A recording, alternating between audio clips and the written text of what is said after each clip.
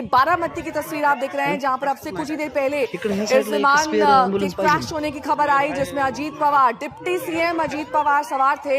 वो बारामती में ही कोई फंक्शन अटेंड करने जा रहे थे, लेकिन उससे पहले ही इस हादसे का शिकार हो गए। अभिजीत मेरे सहयोगी जुड़े हुए हैं तमाम जानकारी के साथ। अभिजीत, विमान की हालत देखकर तो नहीं लग रहा कि कोई भी इसमें बचा होगा। देखिए, बहुत ही दुखद ये पूरी घटना है। दुखद ही पूरा मंजर जो हमें वो दिख रहा है। लेकिन जब तक कि वहां पर आधिकारिक तौर पर लोग पहुंचकर जायजा नहीं लेते, पुलिस अधिकारी नहीं पहुंचते या फिर बाकी सारे लोग वहां पर नहीं पहुंचते, तब तक कुछ कहा नहीं जा सकता। लेकिन जिस तरीके का ये एक्सीडेंट है, जिस तरीके का ये पूरा मंजर है, तो ये बहुत ही भयावह और डरावना है।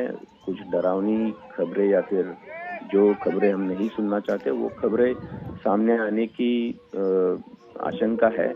लेकिन जब तक कि आधिकारिक तौर पर इस पर कुछ बात नहीं होती कि अजीत पवार जी या फिर उनके साथ कौन था और बाकी सारी चीजों का क्या हुआ, जान माल का कितना नुकसान हुआ है, ये सारी चीजें आधिकारिक तौर पर जब तक नहीं बताई जाती, तब तक हम लोग इसके बारे में अभिजीत, एक और चीज मैं जानना चाहूंगी। अजीत पवार के साथ जाहिर तौर पर उनकी सिक्योरिटी प्रोटोकॉल, सिक्योरिटी के लोग, कुछ अधिकारी भी हो सकते हैं, लेकिन क्या कोई और मंत्री नेता भी उनके साथ था इस प्लेन में? क्या जानकारी है?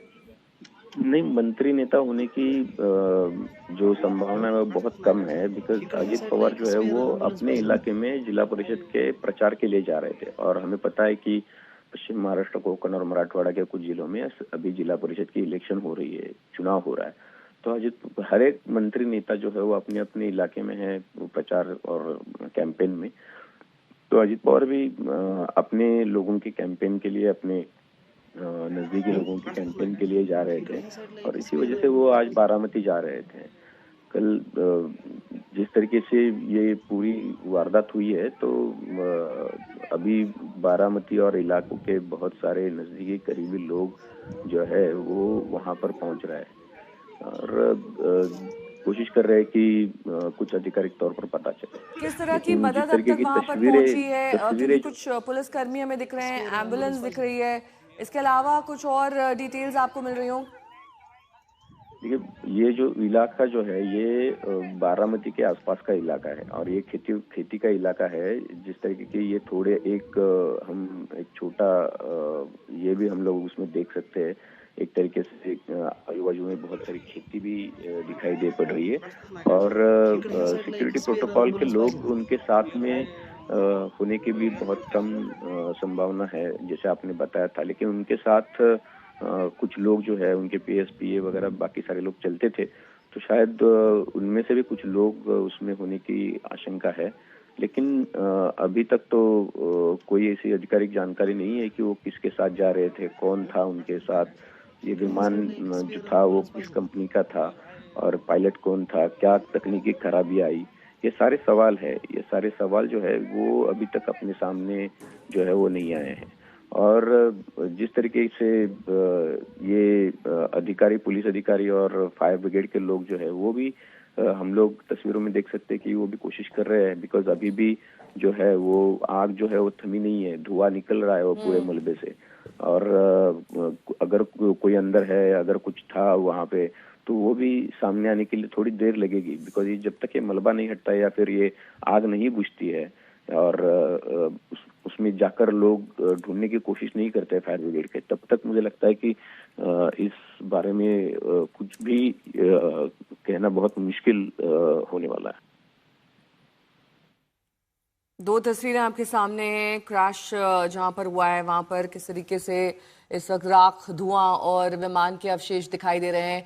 साथ ही स्थानीय लोग वहां पर मदद के लिए पहुंचे, क्योंकि बारामती के नजदीक के इलाका बताया जा रहा है, और एक पब्लिक फंक्शन के लिए और पार्टी के काम के लिए अजीत पवार बारामती के लिए रवाना हुए थे, जहां पर पहुंचने से पहले ही ये विमान हादसा हो गया। दीपेश त्रिपाठी मेरे सहयोगी जुड़ गए हैं तमाम जानकारी के साथ। दीपेश, आपके पास क्या डिटेल्स आ रहे हैं?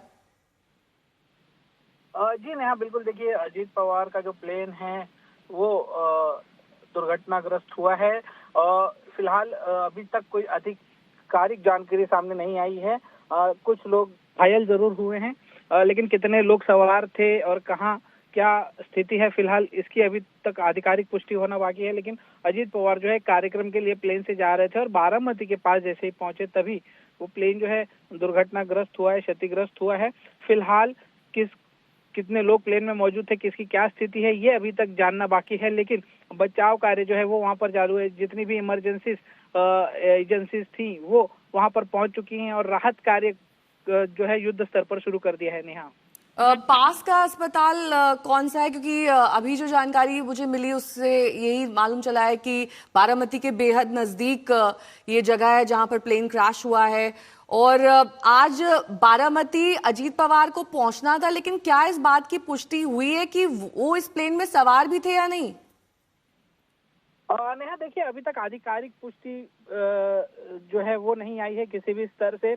लगातार हम बात करने की कोशिश कर रहे हैं, जो अधिकारी हैं, जो बारामती के अधिकारी हैं, उनसे भी संपर्क करने की कोशिश कर रहे हैं। लेकिन फिलहाल उनका कहना है कि उनकी प्राथमिकता जो है वो बचाव कार्य पर है, राहत कार्य पर है। जितनी जल्दी से जल्दी राहत कार्य हो सके वो दिलाने की उनकी कोशिश है। लेकिन अजीत पवार और उनके समेत और कौन प्लेन पर थे इसकी अभी तक आधिकारिक पुष्टि नहीं हो पाई है। लेकिन कहा जा रहा है कि अजीत पवार उस विमान पर मौजूद थे, लेकिन उनके साथ कौन लोग थे, कितने लोग थे, ये अभी तक नहीं पता चल पाया है। अजीत पवार एक निजी कार्यक्रम के लिए जा रहे थे और तभी प्रचार सभा थी जिसके लिए वो जा रहे थे। ठीक है, मैं रोकूंगी आपको। पूर्व एनसीपी नेता माजिद मेमन जी हमारे साथ जुड़ गए। माजिद जी, क्योंकि आपको कई बार पार्टी की कई सारी डिटेल्स मालूम होती है, इस बारे में कोई हादसे के बारे में कोई जानकारी आपको मिली है?